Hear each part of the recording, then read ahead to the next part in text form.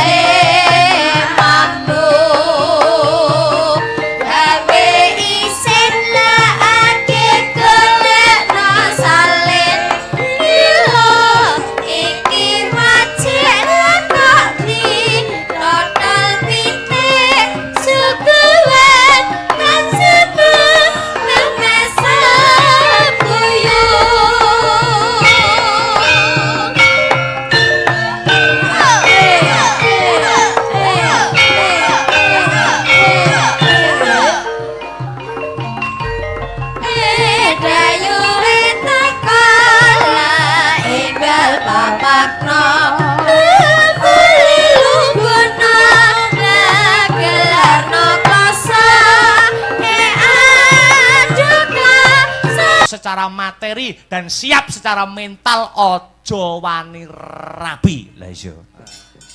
Ngono, heeh. Iya, heeh. Apa ana resepe? Piye? Apa ana resepe wong iki ben bangun Bali Wisma utawa bangun keluarga iki atine tansah ayem. Ana piye? Lho, pada dasarnya menungso urip ana ing alam donya iki. Kok pengen atine ayem, kok pengen atine tentrem, kuwi telu resepe. Resepe telu. Ha? Sing angka pisan ndonga tansah nyedak karo Gusti Allah. Oh ngono, resepe ben ayem atine. Heeh, angka loro nyambut gawe sing tumemen, nyambut gawe sing tumemen. Heeh, angka telu sing terakhir wong kepengin ayem tentrem uripe. Angka pisan ya kuwi mau nyedak karo sing gawe urip, angka loro nyambut gawe sing tumemen. Lah angka telu ya kuwi nyekel duit. Wah kuwi. Oh ngono, heeh, kuwi nek atine ayem kuwi. Oh iya. Lah kuwi ora rasane kabeh nek nyekel dhuwit ya atine ayem. Lah iya, mergo nyambut gawene tumemen. Oh, ngono. Ah, iya. Heeh. Iya ya, Mak. Iya. Luar biasa. Wis sore awake dhewe mau sowan sak kanca ning kene. Iya, wis disubya-subya. Suguhan ya banyu mili. Lah iya. Matur nuwun apresiasinipun Bapak Sumarwah Kang Sarto, Ibu Suyati, Mas Anjar, Mbak Dwi Puji Lestari ingkang sampun nimbali kula sak kanca. Lah iya, heeh. Penonton ya luar biasa, heeh. Biyung dongakne apa sak liyane dalam hal pernikahane Mas Anjar kelawan Mbak Dwi Puji Lestari ndongake apa marang keluarga besar Bapak Sumarwah Kang Sarto, Ibu Suyati Sokibul Hajat kang mapan ana ing dusun Serampang Maja kene. Muga-muga sak pungkurku ana ing kene keluarga besar Bapak Sumarwah, Ibu Suyati tansah pinaringan ayem tentrem panjang umur. Amin. Berkah kang sinandang. Amin. Pinaringan rezeki ingkang kathah melimpah tur kebak marang barokah. Amin amin ya robbal alamin. Iya, grimingane Mbah Tarkun pelok ayo.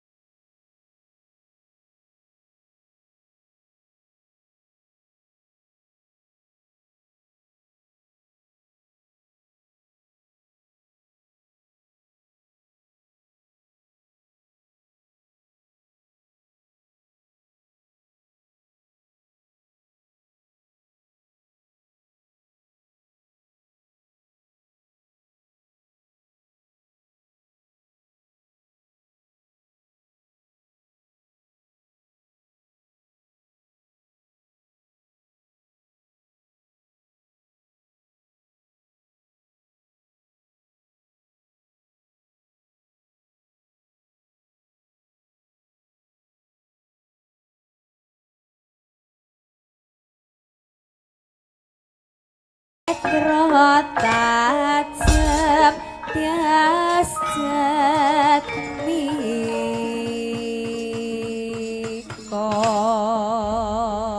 pancene kewajibane wong tuwa marang anak iki yen menurut agama ki ana telu. Oh, ana telu. Heeh. Sing angka sepisan ya kuwi paring asma sing becik, paring jeneng sing apik marang anak. Oh, ngono. Heeh.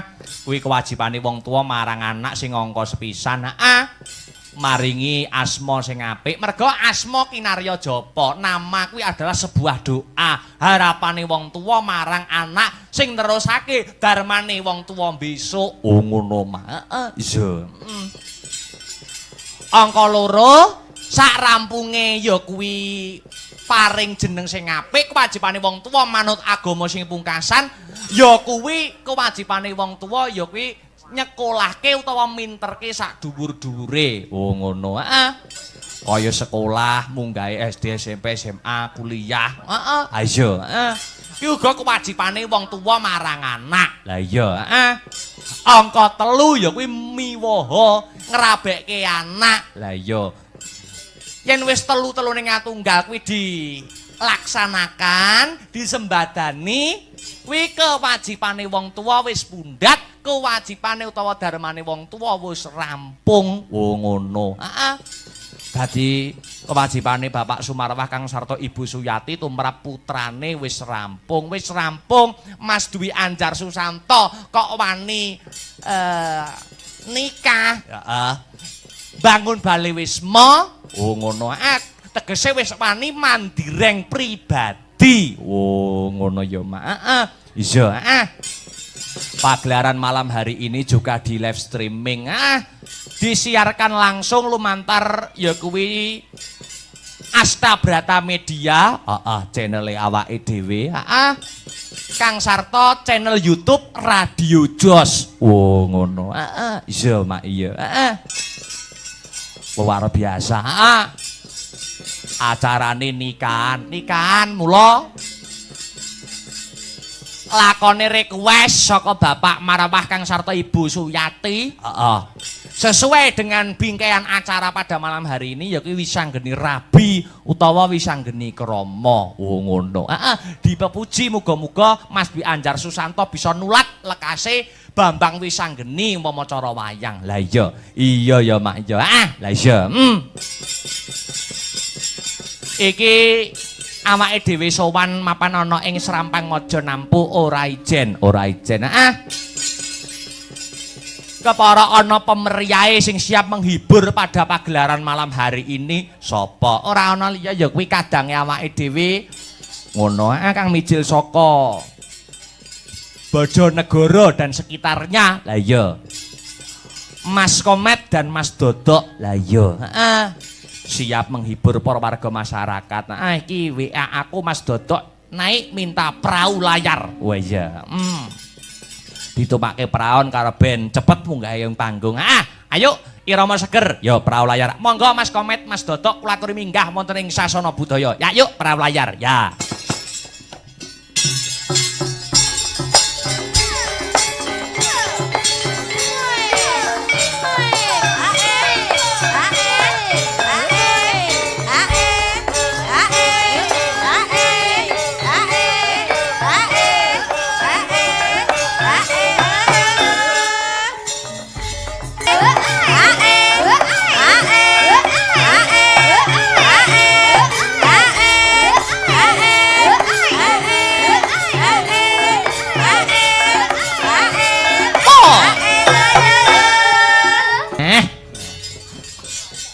Alhamdulillah. Wilujeng dalu Mas Komet Mas Dodok. Wilujeng dalu macange Mbak Limbo. Nggih. Mas Akbar nggih. Nggih, leres. Masyaallah Mas Akbar nembe sepindah panggih jenengan kok rasane kok pun dangu tepang jenengan. Ngoten nggih. Nggih wajah jenengan lho mirip banget kalih wajah kula ya Allah. Yo. Mirip apane?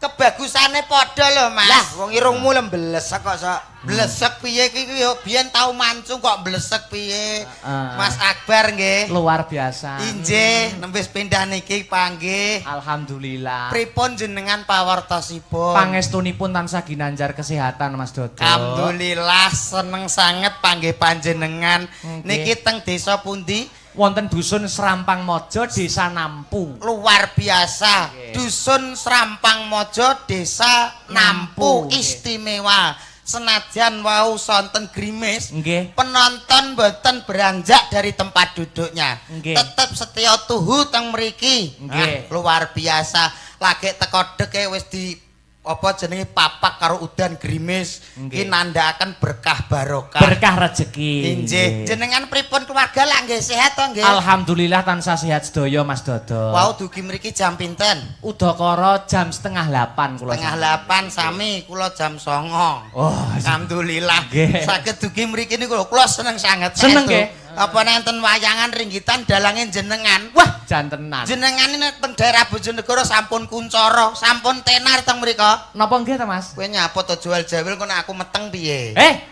Dalange lho omong ngono nak kowe karo aku ngono lho to. Lah kowe karepmu piye? Ya mate kowe omong sedilu engko terus ganti aku. Lah kon jual jawil wong ki lho gak sopan to Mas. Ngono Lah kuwi yo kene ganti permisi. jawil ntrocos saya. Ya nyuwun sewu to piye kan yo penak ngono lho. Kowe karo aku ki ning kene nggawa sporter. Sapa? Lha iki Sasili. Halo. Lho iki lho sing gedhi plek aku to. Sapa kaya kowe to? Ala nek guyu apik. Kene nek gajeng. Apik aku seneng. Lah sing mau karepno piye? Ya gantian. Ya gantian ndang ngomong ngono gantian ngono. Mas anu Raden Raden sapa iso teko Raden barang ki lho. Mas Nyapa? Akbar pripun pawartosipun ra nggih sae to nggih. Mas. Mas tak sik sibuk. Sibuk piye wong penake omongan kok iso sibuk piye to? Ah Mas Akbar nggih. Nggih, Mas Alhamdulillah niki rejo sanget teng mriki nggih. Alhamdulillah. Derek seneng napa mle niki adicarane napa? Pernikahan. Pernikahan luar biasa. Mantenan luar biasa dalu punika teng Serampang Mojokerto. Kok iso Mojokerto iki lho piye? Serampang Putih niki Mas. Anu niki Mas, Mase. Mase piye ta ki? Niki tenggene Serampang Mojo Leres. dalemipun Bapak Sumarwah nggih. Leres, Saha nggih. Bu Suyati. Nggih. Nggih menika temanten kekalih Mas Anjar kalih Mbak Puji nggih Mas Nggih. nggih. Mugi-mugi dados Ingkang keluarga baku sakinah. derek dedonga mugi-mugi temanten kekalih pikantuk keluarga ingkang sakinah mawaddah warahmah nggih Mas nggih.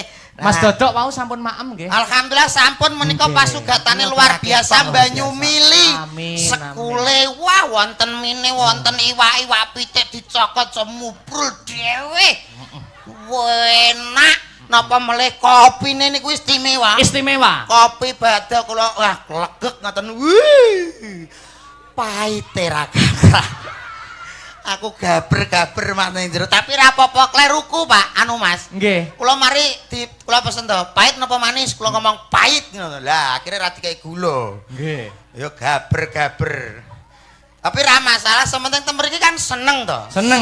Derek ringgitan jenengan. Nyambung tali silaturahmi warga masyarakat Serampang Wis Mojo. ket mau. Leres kathah dulur niku insyaallah kathah Lihat, Mas. rezeki Nggih. Saliman Mas. ndawakno umure awake dhewe. Amin. Pun ket Napa wau. meleh? Pun. Iki nyapa to kok Kowe nyapa to, Mas? Anu apa nanggap elektron Mas? Ah nesu nek iki nesu kowe. Ra nesu piye? Omongan mbek kono penak ra kaprah mbek aku kok iso. Lah sing mbok karepno piye? Kowe iki aja Mas murah. nyun sewu lho Mas. Kula Nggih. iki tepi-tepi saking Bojonegoro mbok Ngerti. gantosan. Lah piye karepe piye? Karepmu piye wis? Mate nak kula omongi paling gak jenengan nggih ngegongi lah. Angel. Ngoten le. Omongan mbek kowe iki angil tenan kok. Kok angel piye to kok iso? Maksudnya digongi sing penak ngono. Nggih no. Ya ya. ngono Digongi kan nggih Mas penak. Dodok nggih. Niki Nggih. rak wujud kabule mantenan. Nggih. Nderek dedonga kalian Gong. Mas nganten, Mbak nganten mugi Gong. mugi-mugi dados keluarga ingkang Gong. gong sakinah mawaddah warahmah. Gong. Enggal dipun paringi Gong. ingkang dalu punika sampun Gong. telek. Lah kok nesu ku lho. Kowe iki munggah pisan mrene kok nesu nyapa to? Delok to nek nesu apik lho kowe mripatmu klumpuk kaya nyuluh kodhok lho kowe delok to. Senter ya. Lah karepmu piye kok wangel to kowe iki Mesti wong telu iki kaya wis akrab dadi sahur manuk ngono lho, Do. Oh, iya iya lek ngono paham. Goblok. Lah aku kan gak kamu kasih tahu makanya gua gak paham. Sangkeme kowe Tegalan bahasa Indonesia. Tegalam gua ngejiki kowe iki kok. Ya ya. Nggih, paling tidak kan ikut berdoa malam hari geruk. ini. Kok. Mudah-mudahan Geruk. Kok. pengantin diberikan keluarga bahagia. Geruk. Kok. Cepat diberikan Geruk. Kok. sehingga dapat menjadi Geruk. Kok. kok menjadi kok ta, Do? Piye to? Sampean ngomong ambek Mas Dalang, Piye omong piye? aku tak mlebu nih, isin aku. Lho, ngene iki lho wong kok nesu mbok yo eling dawuhe para pini sepuh. Para yayi. Innallaha ma'as sabirin. Artinya, Bersatu kita teguh, bercerai kita runtuh. suamber bledek lho kowe kok. Dalil cakak apa dalil cekak sik Mas. Sapa wong kang sabar ki bakal dikasih karo Gusti Allah sing Maha Kuwasa. Aja gampang nesu-nesu. Heeh. Ngomong ndak cepet tuh. Samuri gitu. Samuri sapa? Samsudin Samuri.